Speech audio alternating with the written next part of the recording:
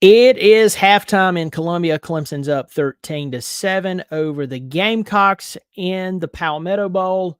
Welcome to Clemson Football Live. I am Brian. I appreciate you being here. I hope you subscribe. It's a free way to support the channel. So the good news is Clemson's up. They're winning at halftime. The good news is that Khalil Barnes is playing like a man, and he gave us our only touchdown. Great heads-up play to pay attention to what's going on, play to the whistle. There was no whistle. He picks it up. He runs it back for a touchdown. He has an interception. But, folks, I'm telling you right now, I'm not trying to be pessimistic to be pessimistic. And I have the comment section turned off to where I can't see it. So if you're there, I'm not trying to ignore you. I'm just going to say what I'm going to say. My oldest is a Gamecock. I've told you this.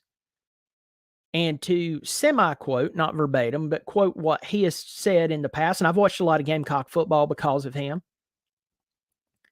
My son, being the Gamecock fan he is, said, our secondary is so bad, there is pieces of paper that could cover wide receivers better. And folks, we can barely throw the football against this team. We can barely throw the football against this team. If the blitz up front is too much for Clemson's offensive line, move the pocket. Is that still an option today? Did they make that illegal against the rules? We are allowing a team who is not that good to hang around with us. North Carolina is better than South Carolina. I would argue that Georgia Tech is just as good, if not better, than South Carolina. Notre Dame is definitely better than South Carolina. I know this is a rivalry game. I understand that there is a lot involved here.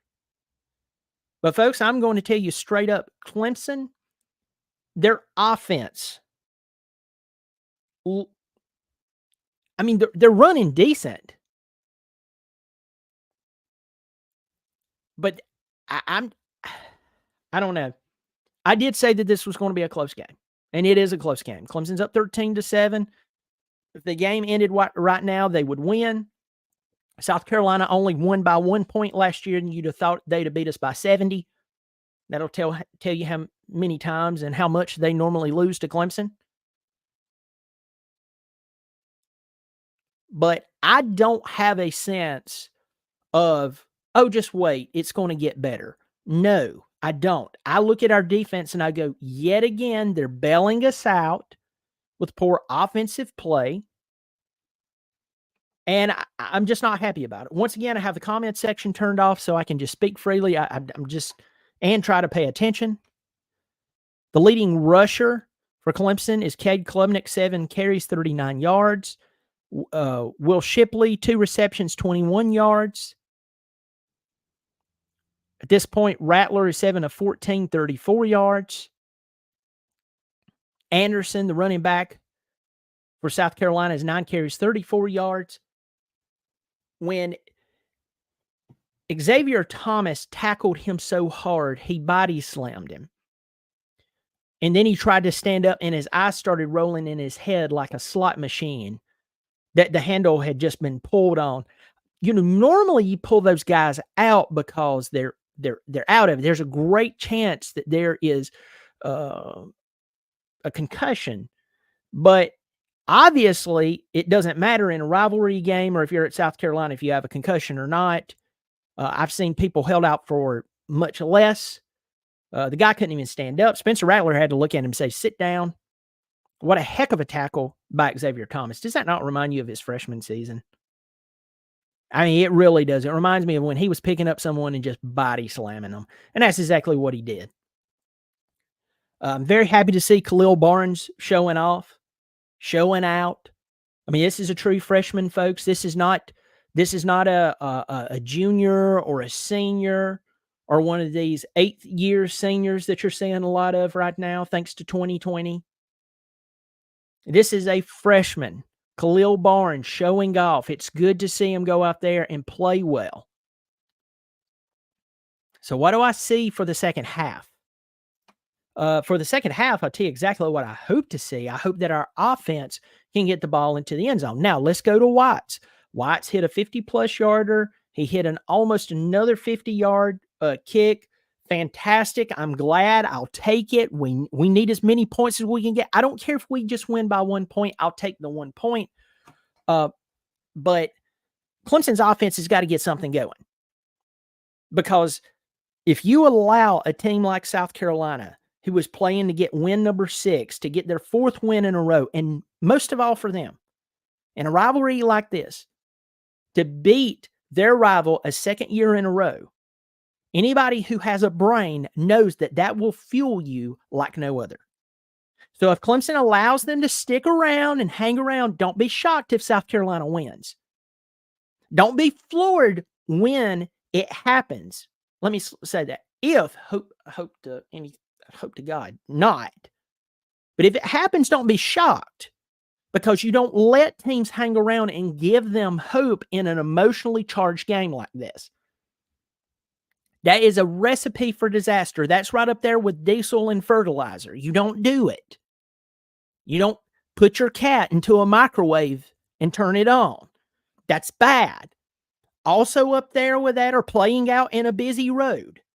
You don't eat dookie. You don't drink antifreeze. You don't go on a road trip with a serial killer. Right up there with those, you don't let a team who is just trying to get bowl eligible and trying to beat the team that is their rival and trying to get 4th win in a row, you don't let them hang around. I don't know how many times we have to watch this happen over and over, whether it's in Pee Wee football or high school, college, NFL. I don't know how many times I need to explain this. You don't let them hang around. And that's what Clemson's offense is allowing them to do. That was a terrible call on roughing the passer. You said, well, Brian, he hit him high. Did you go back and see what happened? Spencer Rattler jumped up to throw the pass, and it helped take him into the hands of the defender. Now, last time I checked, we're not playing basketball, where if you catch someone out of their vertical space, that you can draw the foul by jumping into their arms out of their vertical extension. Last time I checked, we're playing football. That was a terrible call. Normally, Jeff Flanagan, the white hat, does a great job. That was a crappy call, and if someone tells me, well, it's just part of the rules, they need to change that rule. That is a crappy call.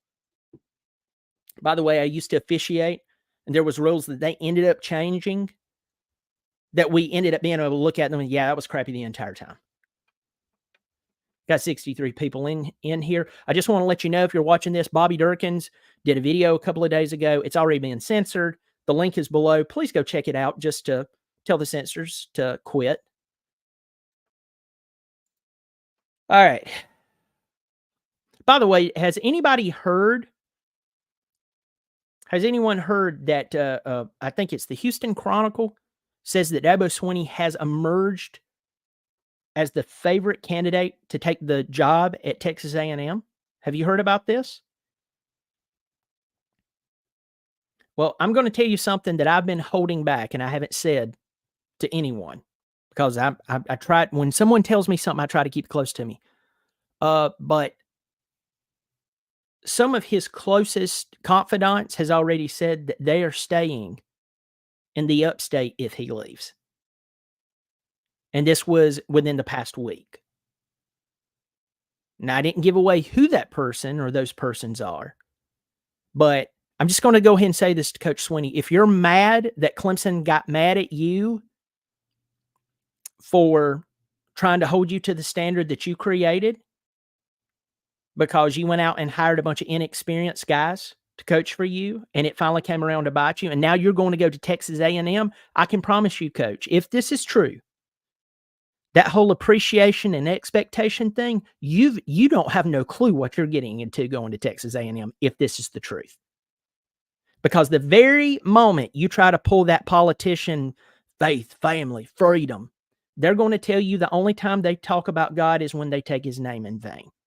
Go win football games. So I hope this is false, but this is starting to emerge that maybe Dabo Swinney is the main candidate to go to Texas A&M. And we saw what that did for Jonathan Smith last night when he was coaching against Oregon. You can't tell me his team didn't know it. So hopefully this is false. But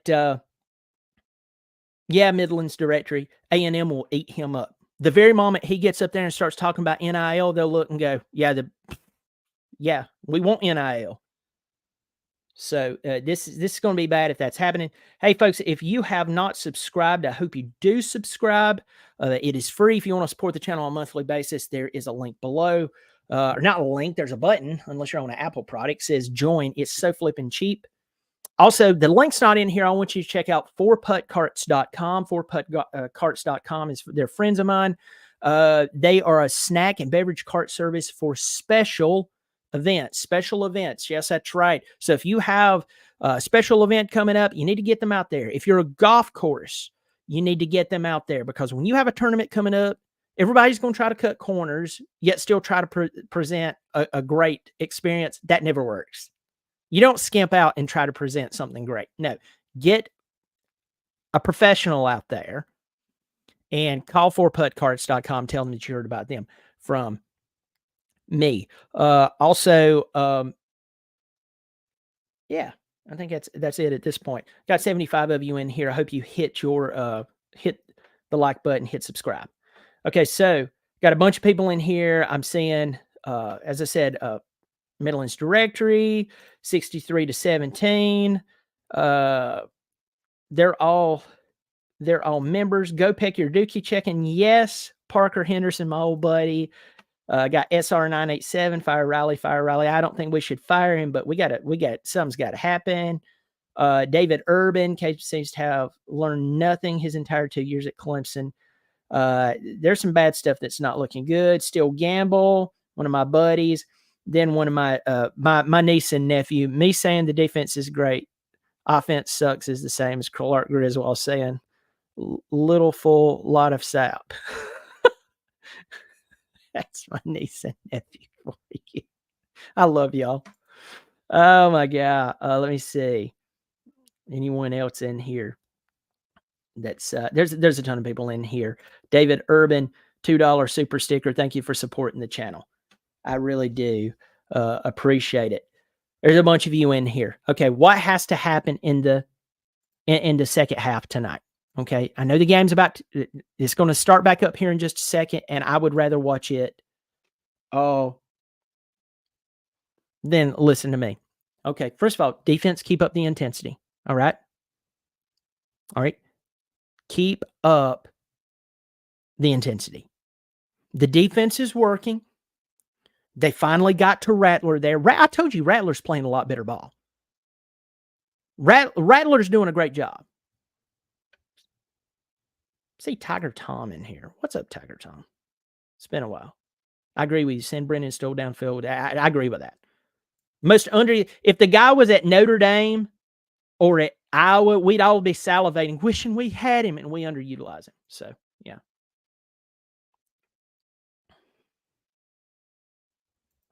So what do I want to see out of the Tigers? Defense, keep doing what you're doing. Hit Rattler. Hit him. Continue to play with super intensity. Play disciplined football. No stupid hits, but logical, good, physical, hard hits. Offense. Don't be afraid to move the pocket and take the shots downfield. We've had 2 of those quick passes out to the wide receiver. Both of them has ended up in a loss. I put up a post today during the Ohio State-Michigan game where in Michigan's very first drive, it was 3rd down and 5, and they threw out a quick pass out to the left for nothing. In fact, the wide receiver almost lost his life. I put up a post. People was like, well, you got the numbers out there. For me, I just look and I go, how does it end up? I don't care that I have the numbers. My question is, what's the result of the play? It has resulted twice in a loss for us tonight. 2 of 2 for a loss. One of those, we would have been 3rd down and 6. Instead, we became 3rd down and 9 because of the production of the next play, if you're following. If you're not, I probably explained that terrible. But I'm sick and tired of that quick pass out to the wide receiver. Okay? Please stop that. I'd rather you throw the ball in the dirt downfield to at least stretch the defense to keep them honest than a quick pass out here for them to, at best, drop us for a 2 or 3 yard gain. Please stop that. That's trash. I don't care if that's his style. If that's trash, please get rid of it. I beg you. Take some shots down the field, but we need to continue to move. Moffa and Shipley, they are gaining traction, and we need to continue to give them that opportunity to gain traction. But if the defense is pushing our offensive line around that bad, I think they're ranked number 98 in the country in the defense. So that's who's giving us a problem right now, folks. I don't care if they are South Carolina, and I don't care if this is a rivalry game. They're ranked number 98 for a reason. So we should feel a little depressed right now. Move the pocket, send the ball downfield to at least stretch them and keep them honest, because if I was the DC for South Carolina, I would walk my players up and go, they can't get past us. Their offensive line looks so bad when we send extra men. So that's what I do. Hopefully our Tigers can get out of this. Folks, I will catch you in the post game. Let me see. There's some more comments in here. If I missed you, please forgive me. Daniel Encarnacion, need to see more Moffa, need O-line to step up. Yep, I'll take it, my friend. Thank you for supporting the channel. I really do appreciate it. Thank you so much. It really does mean a lot to me. This right here encapsulate. We are tired of the sideline throws. Yeah, Luke Miller. I'm tired of it. I'm tired of it. I'm tired of the sideline throws. It is rampant with offensive coordinators. I know that their ideas is, we got the numbers out there on the edge if we can just block. You know who they sound like? They sound like the old option quarterbacks from the 70s and 80s and the 90s. And then once teams started throwing the ball down the field, and they're like, well, that ain't lining them up. And hold on, dude. The whole point of the game is to win. It's not to win in the trenches. It's to win the game. And people started throwing the ball downfield, and they were like, I don't know what just happened. So anyway, y'all take care of yourself. I'll see you at halftime as always. Hopefully after this, it will be a win. Go Tigers.